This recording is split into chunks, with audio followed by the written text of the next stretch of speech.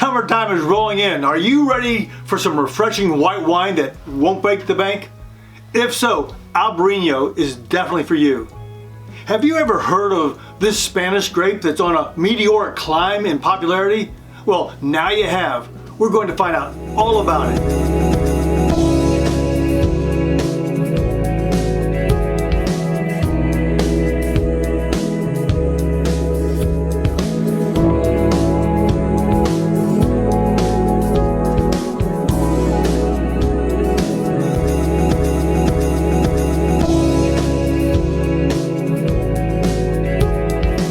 Hey there, Posse. I'm Pierre, and welcome to Asti Wine Consultants.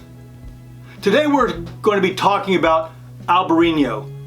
We're going to learn 5 key things about this grape varietal. Some general trivia, where it's from, the basics of the grape varietal, its taste profile, and some food pairings. For those of you who are not familiar with Albariño, I hope you'll expand your horizons, indulge yourself, and even go out and get some. I think you'll absolutely love it.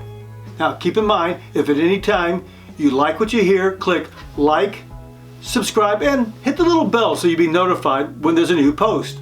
Also, make sure you share this with your friends. I'm sure they would appreciate it. Are you ready to get started? Number 1, some general trivia. This grape is called Albariño in Spain and Alvarinho in Portugal. That's pronounced Alvarinho. So we have Albariño and Alvarinho. Spanish and Portuguese winemakers have always treasured the freshness of Albariño and don't age it in oak. However, you're beginning to find a few producers making rich oak-aged styles with some brioche-like aromas and flavors.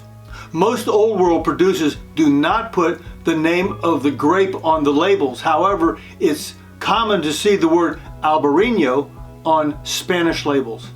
Now, frequently, Albariño vineyards will look different than most other vineyards because the vines are trellised overhead on pergolas to help keep the grapes dry and rot-free. Now, some of the oldest living vines in the entire world are Albariño vines. They're up to 300 years old. Now, as compared to the oldest known grapevine in the world is just over 400 years old. The grapes are tiny with thick skins. This makes Albariño hard to produce and gives it a distinct sort of a raw almond, that was easy for me to say, and a citrusy, pithy sort of taste. Number 2, where it grows.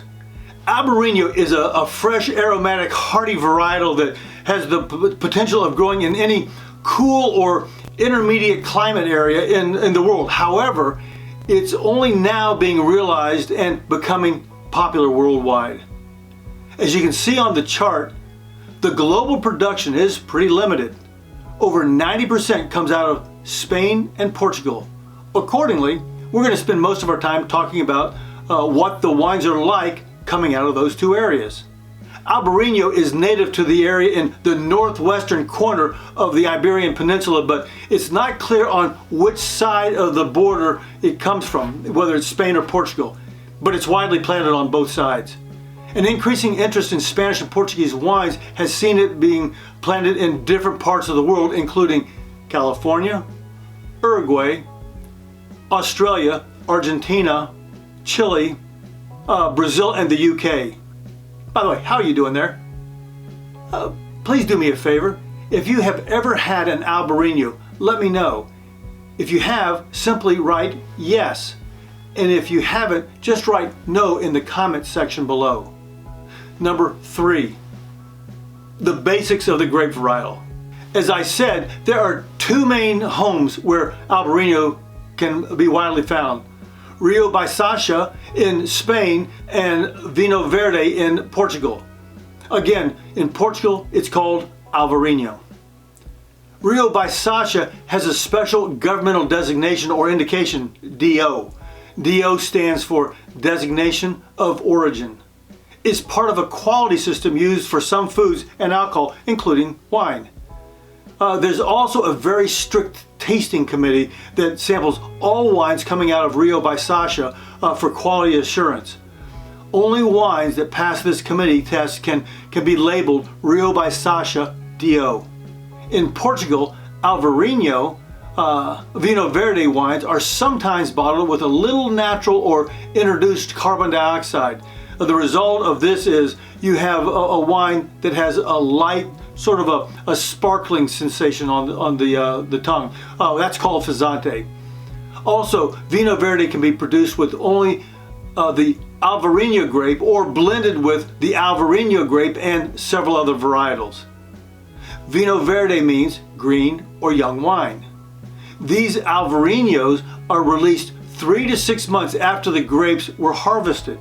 These wines are usually intended for early consumption, like 3 to 5 years after the vintage date on the bottle. There's been a tremendous boom in their popularity based on a real interest in Spanish and Portuguese wines, and the fact that this wine definitely won't break the bank. Because of this boom, you shouldn't have too much trouble finding this. Number 4, taste profile. As you can see on the chart, you can compare both the Spanish version and the Portuguese. You'll see under the column characteristics, information about the acidity and alcohol levels. They both can be served chilled and have no tannins. Under the flavor column, the Spanish Rio by Sasha profile bring with it a variety of flavors. By the way, Rio by Sasha is Galician, and by the way, Galician is a region and a language dialect in northern Spain. Rio by Sasha means lower rivers, and there are 4 main rivers running all throughout this wine region. Now, when it comes to the Portuguese Alvarinho, the Vinho Verde, as you see on the chart, we'll find a variety of different flavors. Vinho Verde has all the components of being a porch pounder. They're bright, citrusy, summery, dry wines with some spritz or carbonation, fizzante, and lower alcohol levels ranging from between 8.5% and 11.5%. Now that means you can drink them all afternoon long and not worry about having to take a nap, if you get to my drift. Albariño, the Vinho Verde, to me says sultry summer days, cotton shirts, gauzy blouses or dresses on a shaded patio or deck, or actually a picnic, even on a beach. Just as a point of reference, both the Albariño and the Alvarinho are very similar to the French Sauvignon Blanc, or a dry Riesling, or even a Chenin Blanc, but much less expensive. Number 5, some suggested food pairings. Now always remember, if it grows together, it goes together. Now even though these wines and these grapes are being grown in a variety of parts of the world, we're talking about what grows in Spain and Portugal. Now, a friend to all things from the sea, Albariño pairs exceptionally well with whitefish and white meats, as well as leafy green herbs. As you can see on the chart, these foods will go well with the Albariño, no matter where it's from. This is a quick overview of the different meats, vegetables, herbs and spices, and cheeses that will go well with your Albariño. You can even throw in some sushi, salads, anything with cilantro and lime and mango salsa. Actually, any light appetizer would go well with this wine, as would sweeter foods, and it can actually stand alone as an aperitif.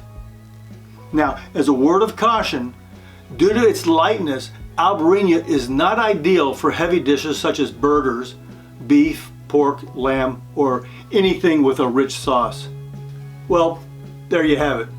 Everything you need to know about Albariño. Until next time, cheers.